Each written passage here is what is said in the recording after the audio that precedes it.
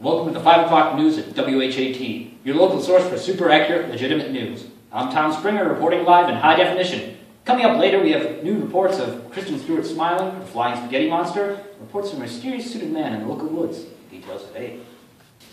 This just in, investment tycoon Paul DeMarco was found dead on the corner of Bonner Street and Ramsey Street, 4:54 p.m. today. We'll head over to Tom Springer for details. Thanks, Tom, and might I say you're looking very handsome today. We have dramatic representation of where the crime may have taken place. We warn our viewers that it contains poorly scripted scenes and comically horrible acting. Weak audience members are not advised to watch. DeMarco was a very successful businessman, as seen by his multinational investment firm, the FSM. DeMarco, however, was known as a miser and a greedy businessman, and has been under investigation multiple times by the FTC for his shoddy business practices. Some have even called the FSM the new Enron. Many groups and humanitarian organizations have criticized him for his non-existent contribution to charity, complete disregard of religion. Today, DeMarco met his demise at the hands of a homeless man wielding a lead pipe. He was struck down as he left his multi-million-dollar office building and was pronounced dead of blunt force trauma at No Mercy General Hospital. I made $3 billion and I donated a quarter of it to charity because I am a great person.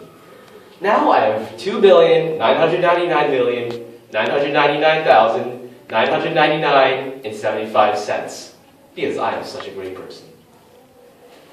Ew, it's a hobo. Take a quarter! Get away from me! Get away!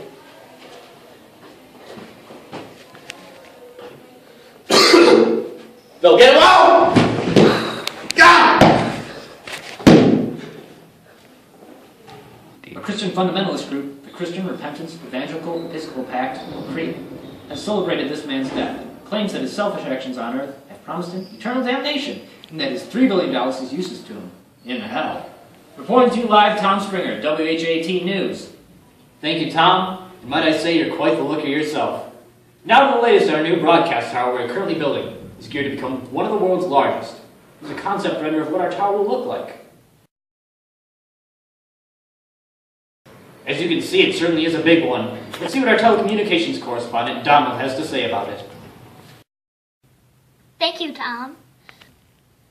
We wanted the tower to be very, very big. But because of poor planning, we got the wrong materials.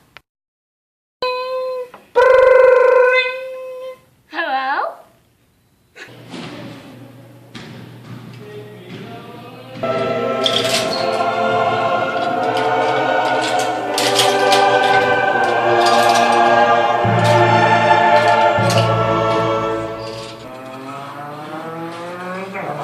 Rolling.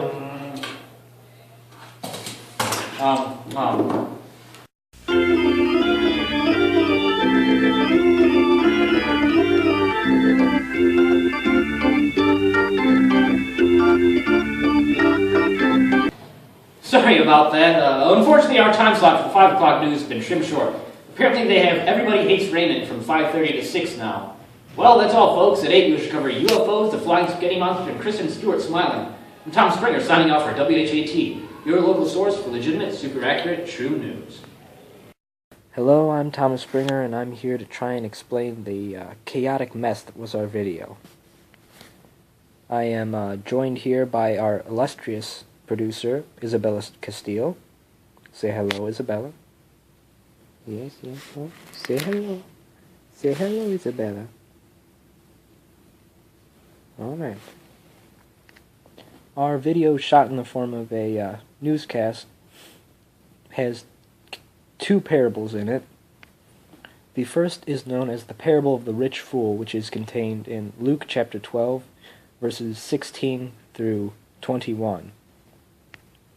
It tells the story of a rich man who only seeks personal gain, but when he dies and the Lord comes to collect him, he says, "You fool, this night your life will be demanded of you, and the things you have prepared, to whom will they belong?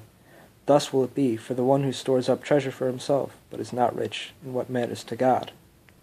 You can see how this parallels our video, as the executive DeMarco, just like the rich fool, was only interested in acquiring wealth.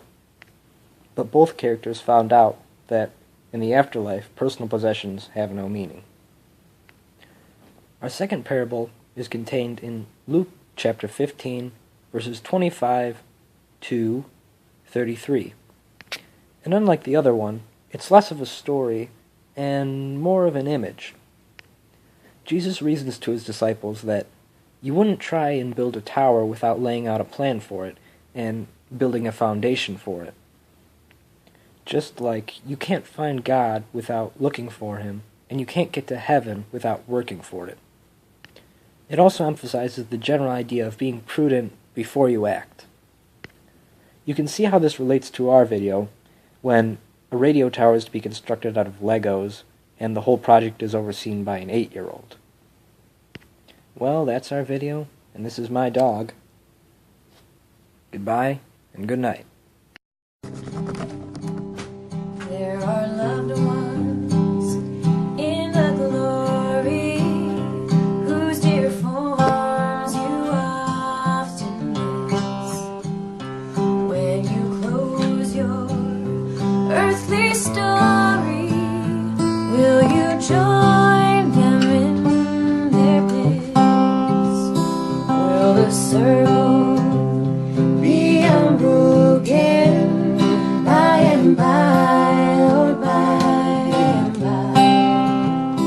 There's a better home awaiting in the sky, Lord, in the sky. In the joyous days of childhood, oft they told of one's love, pointed to the giant Savior. Now they dwell with him above. Will the circle be unbroken